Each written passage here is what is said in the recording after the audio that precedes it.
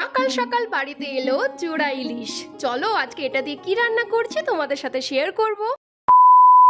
Hello বন্ধুরা, তোমরা সকলে কেমন আছো? এই মেঘলা সকালে সবাইকে আমার ব্লগে অনেক অনেক ওয়েলকাম। সকাল সকাল শ্বশুর মশাই সিজনের প্রথম ইলিশটা নিয়ে হাজির। এটা কিন্তু পুরো অবাক কাণ্ড। সকালবেলায় ফেসবুক স্ক্রল করতে করতে প্রচুর ইলিশের ভিডিও দেখে আমার কিন্তু বেশ খেতে ইচ্ছে করছিল। আর হঠাৎ যখন শ্বশুর মশাই ইলিশ বাড়িতে নিয়ে এলো সেটা দেখে কিন্তু আমি আর আমার বর খুব খুশি হয়েছি। তোমাদের ওখানে ইলিশের দাম কেমন কমেন্ট করে জানিও অবশ্যই। মার্কেটে কিন্তু বেশ কয়েকদিন ধরেই ইলিশ কিন্তু অ্যাভেলেবেল ছিল, সেটা আবার স্টোরের ইলিশ, তাই আনা হয়নি। আজ কিন্তু ফ্রেশ মাছ দেখে বাবা নিয়েই এলো। মাছটাই কিন্তু ভালোই পিস ছিল, মোট এতগুলো পিস হয়েছে জানো তো। আজকে কিন্তু ইলিশের ভাপার একটা সুন্দর রেসিপি তোমাদের সাথে শেয়ার করব।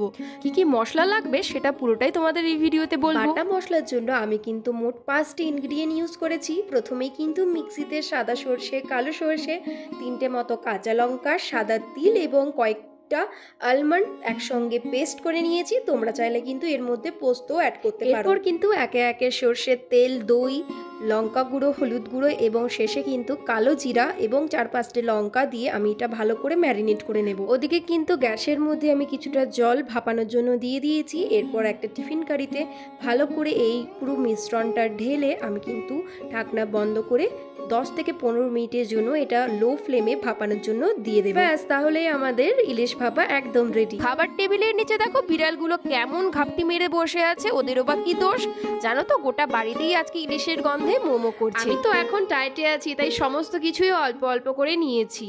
আমি কিন্তু প্রত্যেকদিন টাইম টু টাইম খাবার চেষ্টা করি, এটা বলতে পারো আমার একটা ভালো অভ্যেস। টেস্ট কিন্তু খুব সুন্দর হয়েছিল, মানে দারুণ লেগেছিল। আর সিজনের প্রথম ইলিশের স্বাদ সে তো আলাদা। ভিডিওটা ভালো লাগলে অবশ্যই পেজটিকে ফলো করে দিয়ে ভিডিওটাকে লাইক করে দিও। টাটা, দেখা হচ্ছে নেক্সট ভিডিওতে।